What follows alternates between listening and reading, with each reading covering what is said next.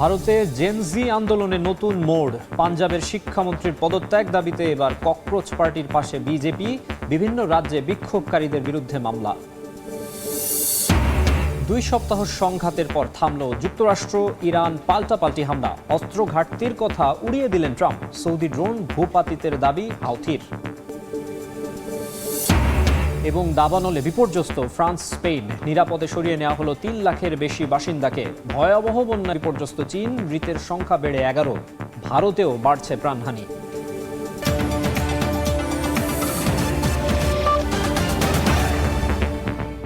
আন্তর্জাতিক সময়ের সঙ্গে আছি আমি মাকসুম আলম খান। ভারতে জেনজি আন্দোলন নতুন মোড় নিয়েছে। এবার পাঞ্জাবের শিক্ষামন্ত্রীর পদত্যাগ দাবিতে বিক্ষোভ করছে বিজেপির সমর্থকরা। সমর্থন দিয়েছে ককরোচ জনতা পার্টিও। সোমবার লোকসভায় উত্থাপন করা হয়েছে প্রশ্নপত্র ফাঁস ঠেকাতে কঠোর শাস্তির বিধান রাখা নতুন সংশোধনী বিল। এদিকে আশ্বাসের পরও বিভিন্ন রাজ্যে শিক্ষার্থীদের বিরুদ্ধে মামলা করা হচ্ছে বলে অভিযোগ তুলেছে বিরোধী শিবির। প্রশ্নপত্র ফাঁস ও শিক্ষার্থী আন্দোলনের রেশ কাটতে না কাটতেই উত্তপ্ত ভারতের পার্লামেন্ট। শিক্ষার্থীদের ওপর পুলিশি বল প্রয়োগের অভিযোগে সোমবার রাহুল গান্ধীর নেতৃত্বে সংসদ চত্বরে বিক্ষোভ করেন বিরোধী নেতারা। তারা স্বরাষ্ট্রমন্ত্রী অমিত শাহর পদত্যাগ দাবি করেন। বিরোধীদের অভিযোগ, সরকারি আশ্বাসের পরও বিহার, পশ্চিমবঙ্গ সহ বিভিন্ন রাজ্যে শিক্ষার্থীদের বিরুদ্ধে মামলা করা হচ্ছে। ধর্মেন্দ্র প্রধানের পর এবার পাঞ্জাবের শিক্ষামন্ত্রী হরজোত সিং বেইনসের পদত্যাগের দাবিও জোরালো হয়েছে। একাধিক প্রশ্নপত্র ফাঁসের অভিযোগে কংগ্রেস, বিজেপি ও শিরোমণি আকালি দল আম আদমি পার্টির এই মন্ত্রীর পদত্যাগ দাবি করছে। ককরোচ জনতা পার্টি বলছে, দলমত নির্বিশেষে প্রশ্নপত্র ফাঁস ঠেকাতে ব্যর্থ সব শিক্ষামন্ত্রীকে জবাবদিহি করতে হবে। আন্দোলনের মুখে সরকার লোকসভায় নতুন পরীক্ষা সংশোধনী বিল উত্থাপন করেছে। সরকারের দাবি, প্রশ্নপত্র ফাঁস, পরীক্ষা জালিয়াতি ও নকল চক্রের বিরুদ্ধে আরও কঠোর ব্যবস্থা নিতেই এই বিল।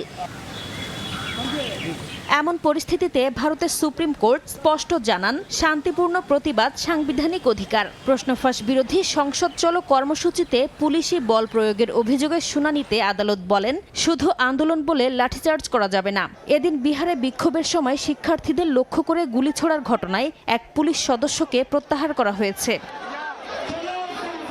এর আগে মেডিকেলের ভর্তি পরীক্ষায় প্রশ্নপত্র ফাঁসের অভিযোগকে কেন্দ্র করে দেশ জুড়ে আন্দোলন জোরালো হয়। তার জেরে পদত্যাগে বাধ্য হন শিক্ষামন্ত্রী ধর্মেন্দ্র প্রধান। নাসরিন রুমি, সময় সংবাদ। 2 সপ্তাহের তীব্র সংঘাতের পর আপাতত থেমেছে যুক্তরাষ্ট্র ইরানের পাল্টাপাল্টি হামলা। টানা দ্বিতীয় দিনের মতো কোনো আক্রমণ চালায়নি মার্কিন সেনারা।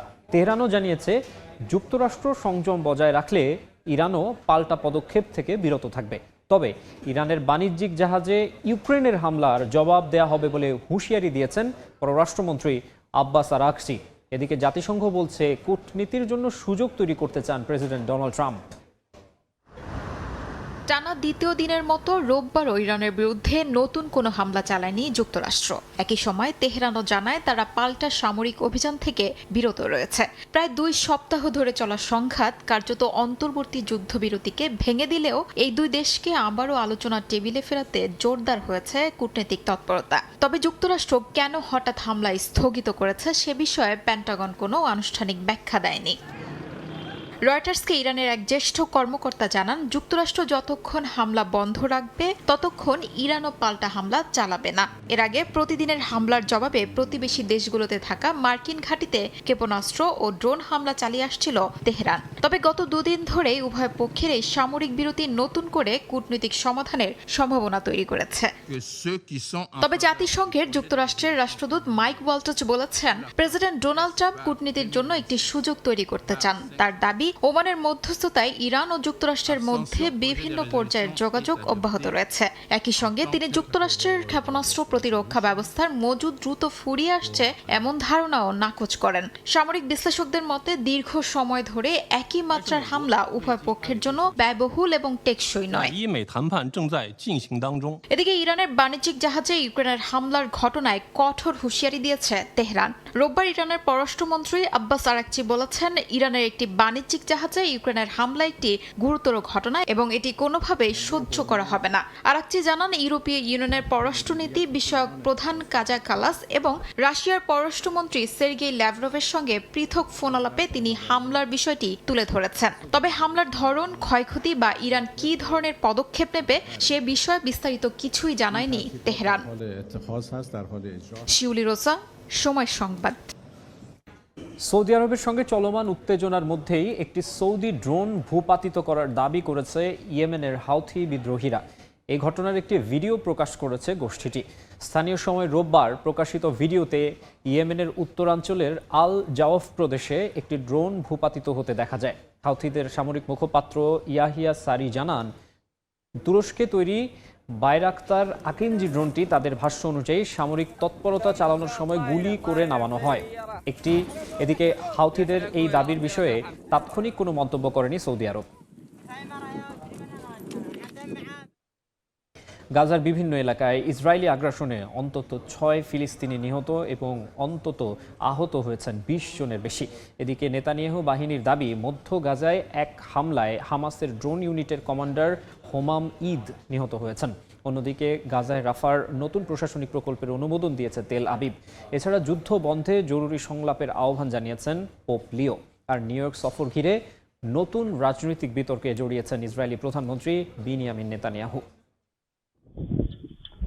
গাজা উপত্যকায় এখনও অব্যাহত রয়েছে ইসরায়েলি বিমান হামলা। ফিলিস্তিনি স্বাস্থ্য কর্তৃপক্ষ জানায়, রোববার বিভিন্ন এলাকায় চালানো হামলায় বেশ কয়েকজন ফিলিস্তিনি হতাহত হন। এদিকে ইসরায়েলি সেনাবাহিনী দাবি করেছে, মধ্য গাজায় এক বিমান হামলায় হামাসের সামরিক শাখার ড্রোন ইউনিটের কমান্ডার হোমাম ঈদ নিহত হয়েছেন। দাবি করা হচ্ছে, তিনি ইসরায়েলের বিরুদ্ধে ড্রোন হামলার পরিকল্পনা ও সক্ষমতা পুনর্গঠনের সঙ্গে জড়িত ছিলেন। তবে এ বিষয়ে তাৎক্ষণিক কোনো প্রতিক্রিয়া দেয়নি হামাস। সামরিক অভিযানের পাশাপাশি গাজার ভবিষ্যৎ প্রশাসনিক কাঠামো নিয়েও পদক্ষেপ নিচ্ছে ইসরায়েল। দেশটির নিরাপত্তা মন্ত্রিসভার রাফাত আল আস সুলতান এলাকায় বহুজাতিক বোর্ড অব পিসের কার্যক্রম শুরুর জন্য একটি পাইলট প্রকল্প অনুমোদন করেছে। পরিকল্পনায় বাস্তুচ্যুত ফিলিস্তিনিদের জন্য অস্থায়ী আবাসন নির্মাণ, পৌরসেবা পুনরায় চালু এবং এলাকায় প্রবেশের আগে নিরাপত্তা যাচাইয়ের ব্যবস্থা রাখা হয়েছে। ইসরায়েলের দাবি, হামাসের প্রভাবমুক্ত একটি প্রশাসনিক কাঠামো গড়ে তুলতেই এই উদ্যোগ। এদিকে গাজা ও অধিকৃত পশ্চিম তীরে চলমান সহিংসতা নিয়ে গভীর উদ্বেগ প্রকাশ করেছেন পোপ লিও। রোববার অ্যাঞ্জেলাস প্রার্থনা শেষে তিনি অবিলম্বে হামলা বন্ধ করে সংলাপ ও কূটনীতির পথ পুনরায় খুলে দেওয়ার আহ্বান জানান। তার ভাষ্য, টেকসই শান্তি প্রতিষ্ঠায় রাজনৈতিক সমাধান প্রয়োজন, যা সব মানুষের সমান মর্যাদা, সমান অধিকারের ভিত্তিতে প্রতিষ্ঠিত হবে। Benjamin Netanyahu is a war criminal. এরই মধ্যে আন্তর্জাতিক রাজনীতিতেও নতুন বিতর্কের জন্ম দিয়েছে গাজা পরিস্থিতি। ইসরায়েলের প্রধানমন্ত্রী বেনিয়ামিন নেতানিয়াহুকে যুদ্ধাপরাধী আখ্যা দিয়ে গ্রেফতারের আহ্বান জানান নিউ ইয়র্কের মেয়র জোহরান মামদানি। এতে ক্ষোভ প্রকাশ করে এক সাক্ষাৎকারে নেতানিয়াহু অভিযোগ করেন, এ ধরনের বক্তব্য সমাজে বিভাজন ও ঘৃণা উস্কে দিচ্ছে। সেপ্টেম্বরে জাতিসংঘ সাধারণ পরিষদে যোগ দিতে নিউ ইয়র্ক সফরের পরিকল্পনাও পুনর্ব্যক্ত করেন নেতানিয়াহু। শিউলি রোসা, সময় সংবাদ। লেবাননকে ঘিরে কূটনৈতিক তৎপরতা আরও জোরালো হয়েছে। যুদ্ধ বন্ধে দেশটির সার্বভৌমত্ব ও ভৌগোলিক অখণ্ডতা রক্ষার ওপর জোর দিয়েছে ইরান। একই সঙ্গে নতুন দফার আলোচনায় বসতে যাচ্ছে লেবানন ও ইসরায়েল। ইরানের সর্বোচ্চ নেতা মোস্তফা খামিনি বলেছেন, লেবাননের ভৌগোলিক অখণ্ডতা রক্ষা যুদ্ধ অবসানের অন্যতম প্রধান শর্ত। রাষ্ট্রীয় সংবাদ মাধ্যমে প্রচারিত এক বিবৃতিতে তিনি লেবাননের সার্বভৌমত্ব ও আঞ্চলিক অখণ্ডতা নিশ্চিত করার উপর গুরুত্ব আরোপ করেন। এদিকে রয়টার্সের খবরে বলা হয়েছে, আগামী 4 আগস্ট ইতালিতে যুক্তরাষ্ট্রের মধ্যস্থতায় লেবানন ও ইসরায়েলের মধ্যে নতুন দফার বৈঠক অনুষ্ঠিত হওয়ার কথা রয়েছে। এরই মধ্যে দক্ষিণ লেবানন থেকে ইসরায়েলি বাহিনীর ধাপে ধাপে প্রত্যাহার এবং সেখানে লেবাননের সেনাবাহিনী মোতায়েনের পরিকল্পনা বাস্তবায়নের প্রক্রিয়া শুরু করেছে দুই পক্ষ। আন্তর্জাতিক সময়ে আরও থাকছে, ইউক্রেনে রুশ হামলায় নিহত 8, আহত 34। ক্রিমিয়া ও কৃষ্ণ সাগরে পাল্টা আঘাত কিয়েভের। আকাশ প্রতিরক্ষা জোরদারে সীমান্তবর্তী মিত্র দেশের প্রতি আহ্বান জেলেনস্কির।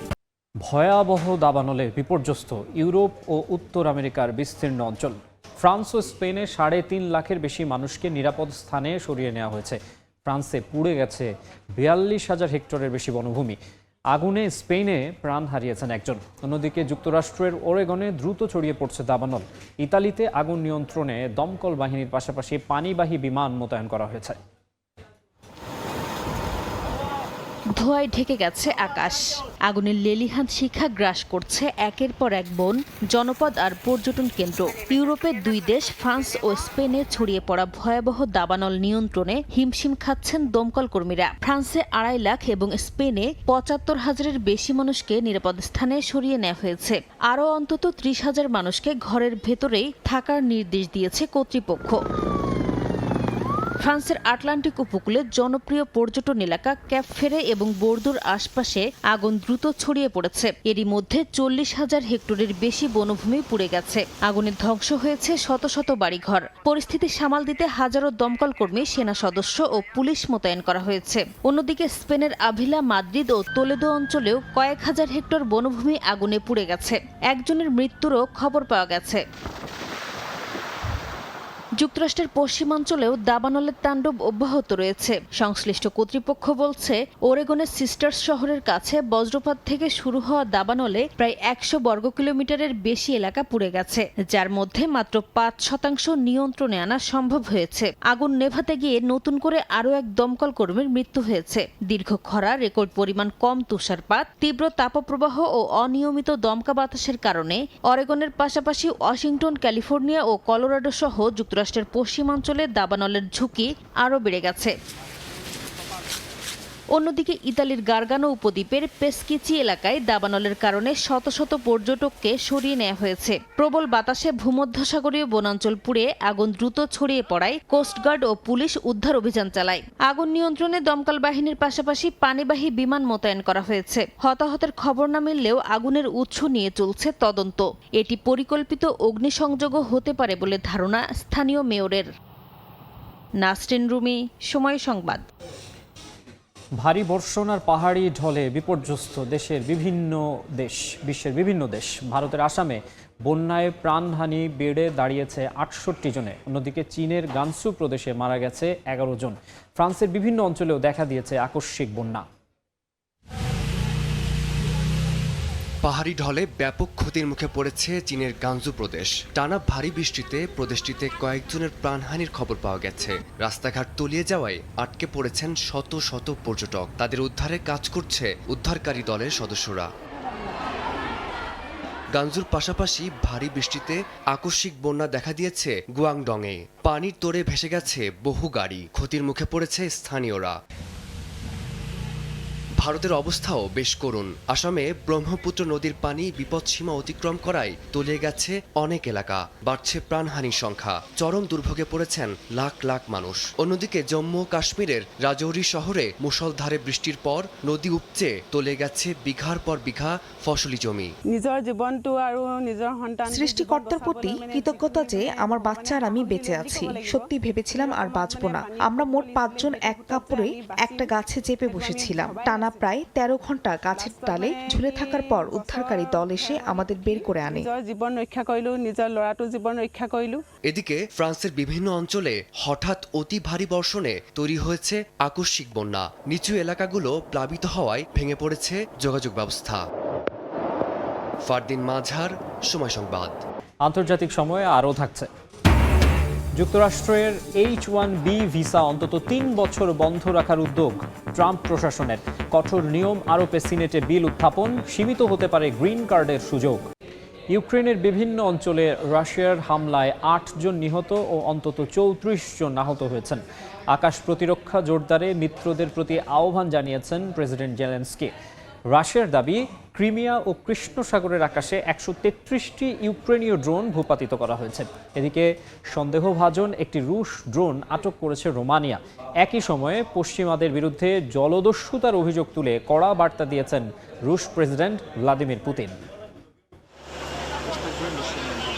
রাশিয়া ইউক্রেনের পাল্টাপাল্টি হামলায় নতুন করে প্রাণহানির ঘটনা ঘটছে।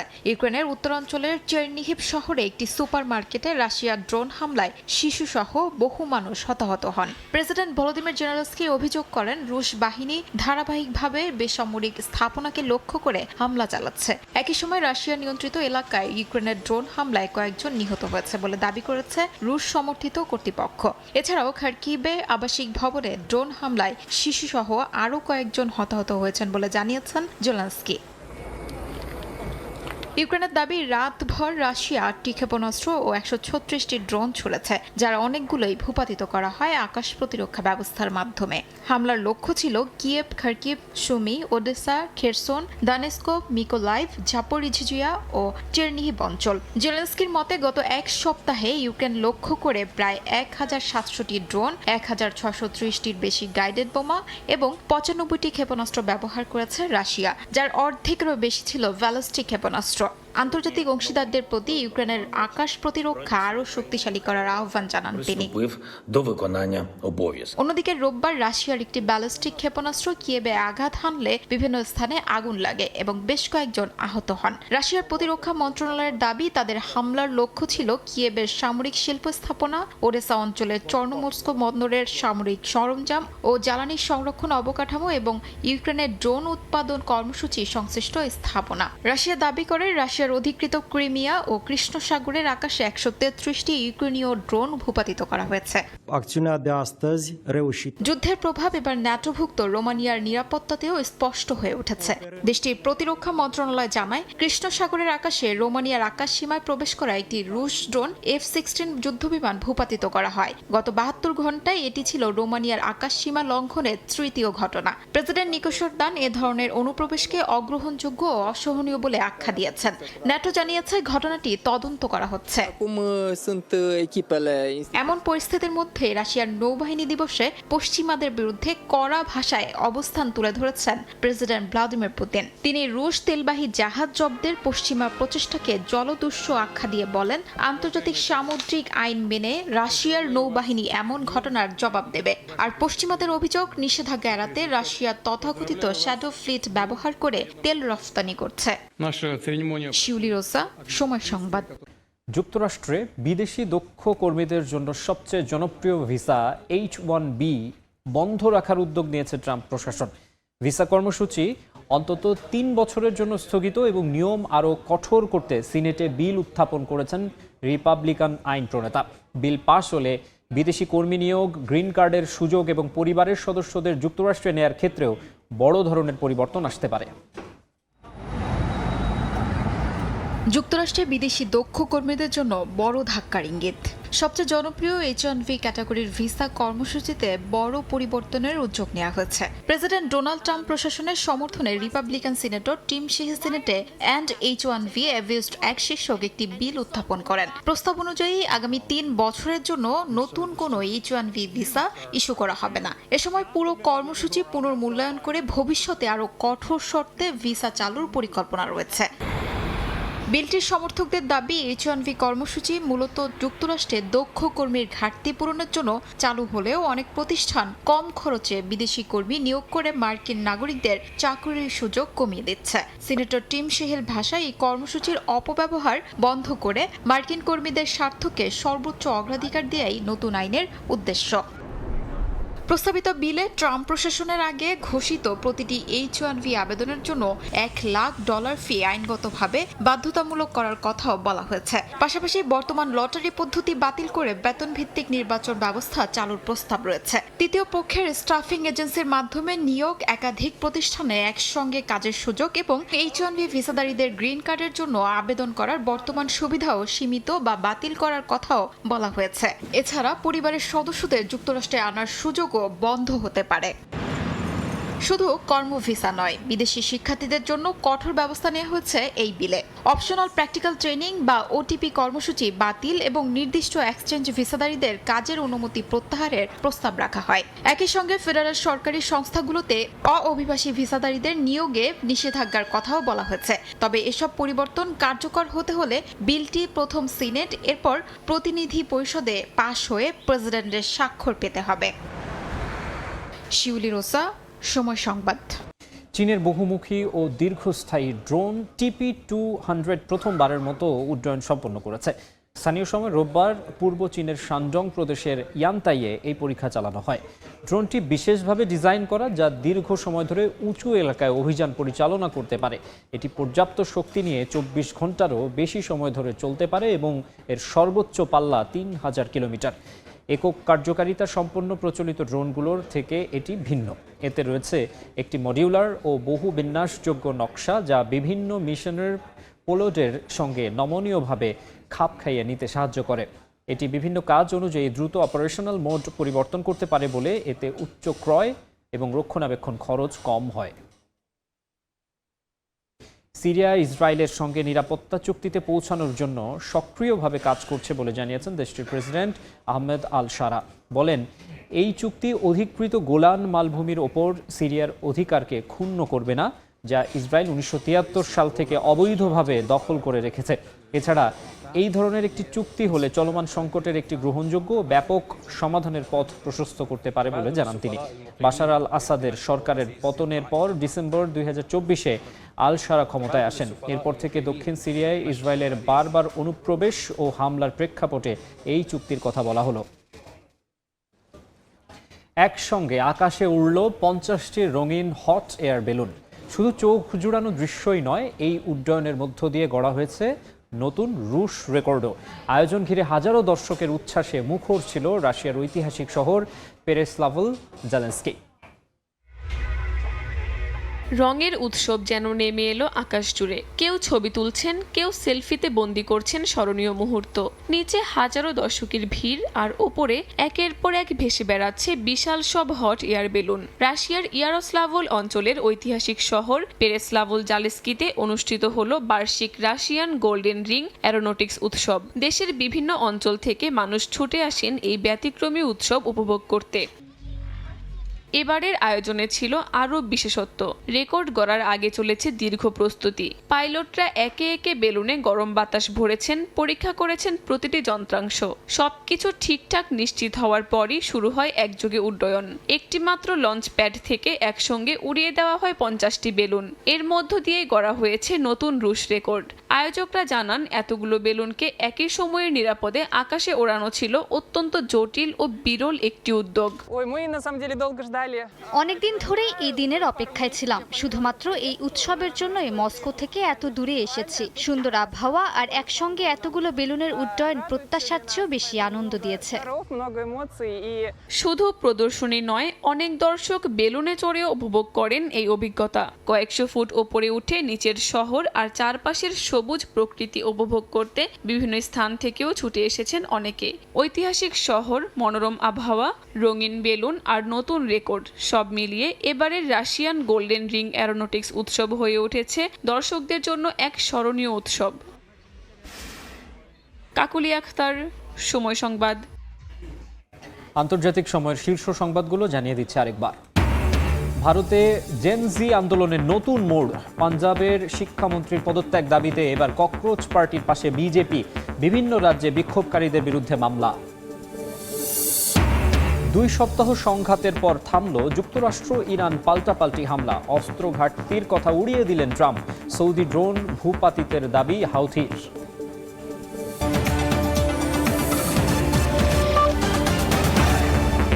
এই ছিল আন্তর্জাতিক সময়ে। এরপর বিকেল 5টার সময় সংবাদ নিয়ে সঙ্গে থাকবেন তোহা খান তামিম। মাকসুম, আপনাকে ধন্যবাদ।